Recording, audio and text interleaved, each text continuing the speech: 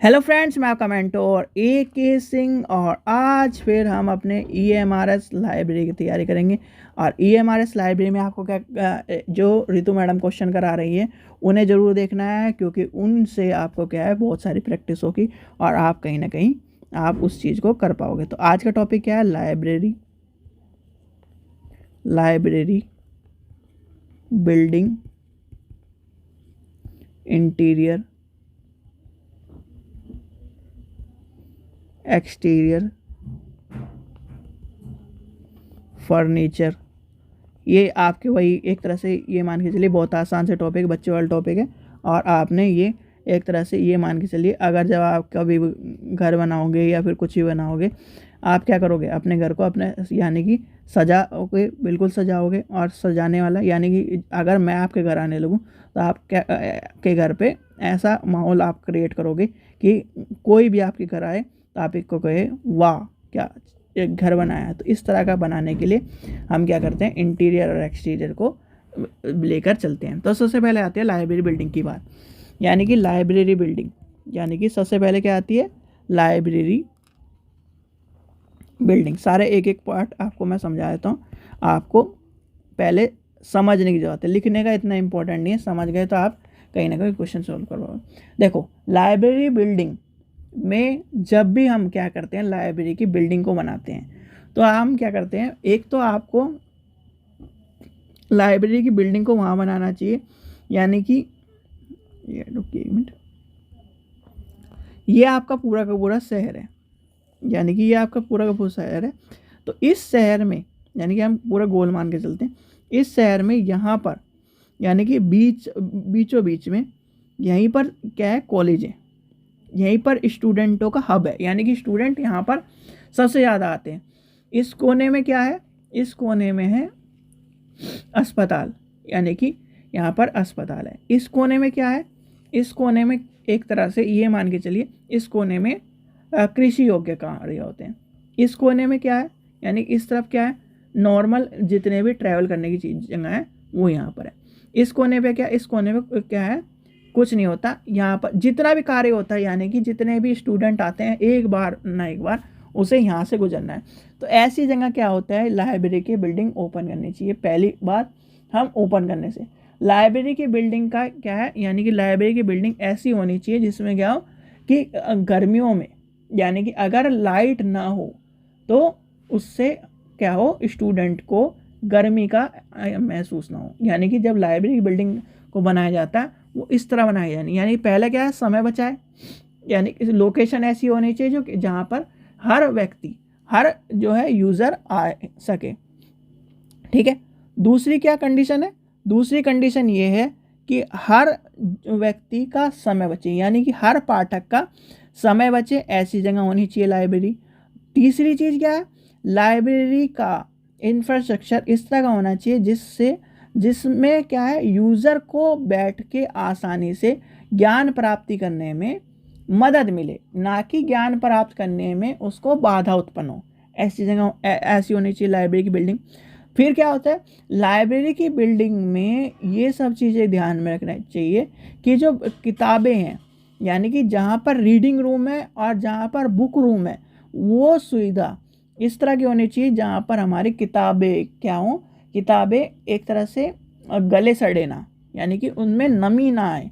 उनमें क्या हो, जो हवाएं, जैसे कि बहुत सारी लाइब्रेरी में आपने देखा होगा कि खिड़की, लाइब्रेरी में सबसे ज़्यादा आपको खिड़की मिलेंगी। क्यों मिलती है? क्योंकि उसमें क्या है, हवा पास होती रहती है। आपकी जो किताबें हैं उनमें क्या है, जो आपने देखा होगा ना, कहते हैं ना उमस हो जाती है, उमस नहीं होती, किताबें गलने नहीं होगी। यानी कि जो विडोइंग सॉरी वीडिंग प्रोसेस है उस, यानी कि विड्रॉल प्रोसेस है, उसे ना करना पड़े। यानी कि लाइब्रेरी की बिल्डिंग क्या होती है? पहले पाठक का समय बचाना है। लोकेशन ऐसी होनी चाहिए जहाँ पर सब आए।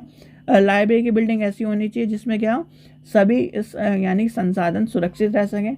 लाइब्रेरी की बिल्डिंग ऐसी होनी चाहिए जिसमें क्या हो कि यूज़र की यानी कि पाठक को उसमें बैठने में ज़्यादा एक तरह से क्या कहते हैं, ये मान के चलिए उसे दिक्कत का सामना ना करना पड़े। तो यहाँ पर ये सब चीज़ें आपको पता होनी चाहिए लाइब्रेरी के बारे में, लाइब्रेरी बिल्डिंग के बारे में आपको चीज़ें समझ में आ गई होगी। अब क्या है, दूसरा क्या है आपका इंटीरियर और एक्सटीरियर। इंटीरियर और एक्सटीरियर तो भैया सबसे अच्छी बात है, यानी कि आपने घर ले लिया, यानी कि आपकी जॉब लगी EMRS में और आपने क्या करा, एक घर ले लिया। अब ये बताओ मुझे कि आप जब घर लोगे तो क्या इंटीरियर एक्सटीरियर चीज़ें नहीं देखोगे, यानी कि आपका घर है, ठीक है।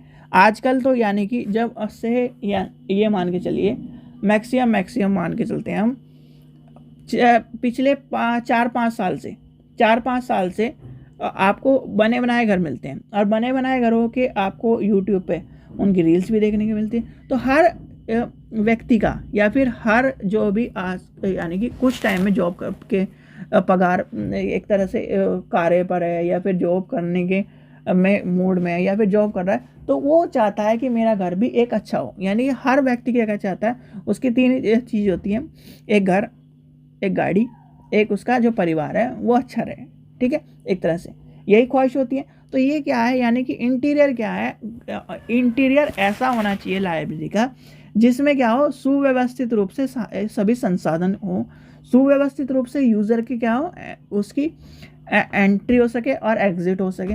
सुव्यवस्थित रूप से वह क्या है, यूज़र क्या है, उसके जो ज्ञान की प्राप्ति करनी है उसे ज्ञान की प्राप्ति हो सके, सुव्यवस्थित रूप से वह लाइब्रेरी को एक्सेस कर सके। तो ये क्या है इंटीरियर। और एक्सटीरियर यानी कि आपने इंटीरियर तो चलो सब बच्चे मान लेंगे, एक्सटीरियर क्या है, एक्सटीरियर में ये होता है कि लाइब्रेरी के आसपास क्या हो, यानी कि लाइब्रेरी की जैसे ये लाइब्रेरी है आपकी, तो इस पे आसपास ऐसे क्या है, इंडस्ट्रियल एरिया नहीं होना चाहिए, इसके आसपास क्या है, पॉल्यूटेड एरिया नहीं होना चाहिए, इसके आसपास कूड़ादान नहीं होना चाहिए, इसके आसपास क्या है, ऐसा नहीं होना चाहिए जहाँ पर क्या हो यानी कि बदबू आती हो। जिससे क्या हो कि बदबू आएगी, यानी एक्सटीरियर है, अगर एक्सटीरियर में बदबू आ रही है और वो बदबू क्या है, खिड़कियाँ होती हैं लाइब्रेरी में, वो जब खिड़कियों से क्या होगा, यानी कि इंटीरियर में जाएगा तो क्या होगा, यूज़र को क्या होगा, एक तरह से बैठने में दिक्कत होगी, और वो बैठने में जब दिक्कत होगी तो यूज़र क्या करेगा, वो वहाँ पर नहीं आएगा।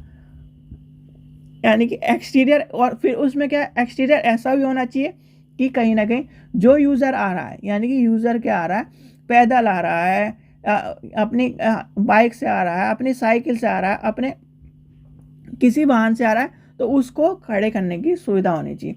एक्सटीरियर ऐसा होना चाहिए जो कहीं ना कहीं उसको क्या है, एक तरह से आसपास की फैसिलिटी प्रोवाइड करा सके। अगर लाइब्रेरी में क्या है, फोटोस्टेट की सुविधा नहीं है, तो एक्सटीरियर उसके आसपास इस तरह का होना चाहिए जहाँ पर वो सारी सुविधा प्राप्त कर सके। एक्सटीरियर इस तरह का होना चाहिए जिससे क्या हो कि ये लगे कि वह लाइब्रेरी है, इस तरह नहीं लगनी चाहिए कि वह खंडर है। तो ये सब चीज़ें आपको कहीं ना कहीं, जब हम क्या है लाइब्रेरी में इंटीरियर एक्सटीरियर की बात करते हैं, तो आप अपने घर को देख लीजिए। अगर आपके घर में क्या हो, आपका घर कैसा होना चाहिए, वेल किचन होनी चाहिए, सारी सुविधा होनी चाहिए, आपका क्या है जीना इस तरह का होना चाहिए, सब चीज़ें होती है नहीं, वैसे ही आपका क्या है लाइब्रेरी में क्या है, सुव्यवस्थित रूप से सारी चीज़ें होनी चाहिए। संसाधनों का क्या है, एक तरह से भंडारण और जो उसकी प्रक्रिया है उनको सही तरह कर सकें। फिर क्या आ जाता है, आपका जो जितनी भी चीज़ें, यानी कि आपके घर में लाइब्रेरी में क्या है, लाइब्रेरी के बैठने की जगह, यूज़र के बैठने की जगह, ये सब चीज़ें होनी चाहिए। और आउटर में क्या है, अब आपके घर के आस पे यानी कि बाहर क्या होना चाहिए, कूड़ादान नहीं होना चाहिए, ये सब चीज़ें नहीं, ये सब चीज़ें आपको कहीं ना कहीं ध्यान में रखनी पड़ेगी। फिर आता है, इसके बाद क्या आता है, फिर इसके बाद आता है आपका क्या, फर्नीचर, यानी कि फर्नीचर की बात आती है। और एक यानी कि फर्नीचर मतलब ये है कि जितना भी, यानी कि आपका जितना भी लाइब्रेरी में फर्नीचर है, फर्नीचर ऐसा होना चाहिए, आप ये मान के चलिए आप भी कहीं भी, यानी कि आप क्या कर रहे हो, किसी कार्य में बैठ रहे हो, यानी कि आप लाइब्रेरी में बन गए, और लाइब्रेरी को यानी कि मैक्सिमम मान के चलिए 6 घंटे आप बैठ रहे हो, तो 6 घंटे क्या आप बैठ पाओगे किसी, अगर फर्नीचर अच्छा नहीं होगा। तो वहीं पर क्या है, यूज़र को ऐसा है, यूज़र के लिए ऐसा फर्नीचर होना चाहिए जो वो अपनी अच्छी तरह से बैठकर अपने क्या है ज्ञान को प्राप्ति कर सके। फर्नीचर ऐसा होना चाहिए, यानी कि फर्नीचर ऐसा नहीं होना चाहिए जिससे वो क्या है, बैठ के अगले दिन ये कह दीजिए मेरे कमर में दर्द हो गया और मैं यहाँ पर आके एक तरह से नहीं पढ़ने वाला। तो इस तरह का फर्नीचर होना चाहिए जो वो अपने बैठ कर क्या है नोट की यानी नोट्स बना सके, ज्ञान की प्राप्ति कर सके, और आपके जो फर्नीचर है वो कहीं ना कहीं यूज़र के हिसाब से होने चाहिए और लाइब्रेरी के स्टैंडर्ड के हिसाब से होने चाहिए। ठीक है, फिर आता है नेक्स्ट आपका होता है इक्विपमेंट है, और इसके बाद है स्टैंडर्ड ऑफ टाइप्स, यानी कि इक्विपमेंट्स,